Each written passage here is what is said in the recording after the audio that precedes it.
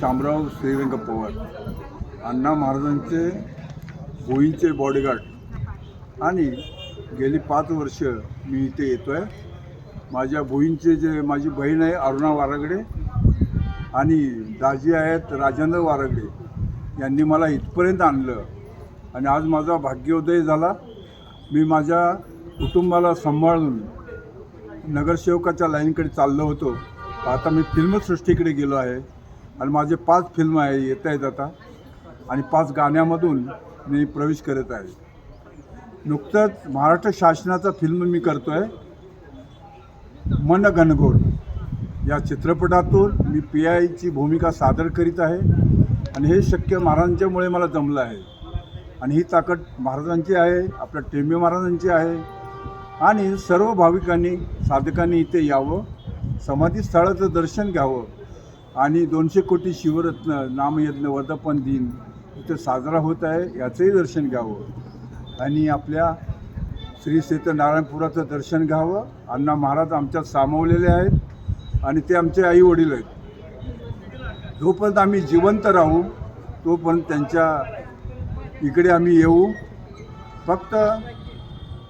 आणि महाराजांनी दाजींनी आमचं नाव आता पुढे दिलं आहे आणि आमच्या पण अंगावर वस्त्र चढणार आहेत तरी ते चढावीत आणि जे आम्ही काय करत असेल ते आम्ही मग सोडून देणार आहोत.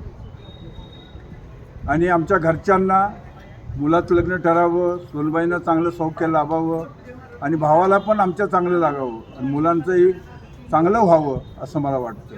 आणि श्री क्षेत्र नारायणपूर इथे येऊन आम्ही चांगले झालो आहोत आणि आमचे सरपंचही इकडचे आमचेच आहेत आणि अण्णा महाराजही आमचेच होते, आई वडील होते आणि टेंबे महाराजही आमचेच आहेत. तरी सर्व साधकांनी आणि सर्व ताईंनी योग्य ती मदत त्यांना यावं, इथं मदत करावी आणि हा कार्यक्रम असाच पुढे चालू होऊ द्यावा एवढं बोलतो आणि इथेच थांबतो. अण्णा महाराजांना वंदन करतो कारण माझ्या अंगावर वस्त्र नाही आहे म्हणून मी वारणात प्रणाम करणार आहे त्यांना. पण आज ना माझ्या अंगावर वस्त्र चढतील आणि मी अशा ह्याच्यामध्ये येईन.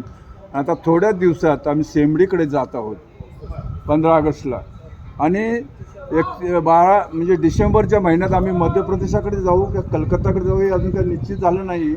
भोसले साहेब आमचे निकटवर्ती आहेत आणि नुकतेच त्यांची मध्य प्रदेश इथे प्रमुखपदी निवड झाल्याबद्दल त्यांचं अभिनंदन मी करेन. आणि इथे आलो, सर्व साधकांना भेटलो आणि सर्व नारायणपूर या पावनभूमीमध्ये आलो. मला बरं वाटलं आणि महाराजांनी आमच्यातच सामावलेले आहेत असं मी म्हणेन, एवढंच बोलेन. आणि सर्व आम्हा साधकांना, सर्व ताईंना आणि महाराजांना उदंड आयुष्य लाभो ही श्री सिद्धिविनायक चरणी प्रार्थना करेन मी. आणि माझं छोटेखानी भाषण जे आम्हाला बोलायला दिलं आपण त्याच्याबद्दल मी आपलं अभिवादन करेन आणि महाराजांना उदंड आयुष्य लाभावं. महाराज चांगले आहेत आपले आणि आपले बरेचसे व्हिडिओ माझे आहेत ते पण आपल्यापर्यंत पोचवावेत असं मला वाटतं. आणि असंच सर्वांना सुख आनंद आणि आरोग्यदायक लाभो एवढं बोलतो आणि इथेच थांबतो. जय नारायणपूर, अण्णा महाराज की जय, टेंबे महाराज की जय. जय महाराष्ट्र, वंदे मातरम, भारत माता की जय.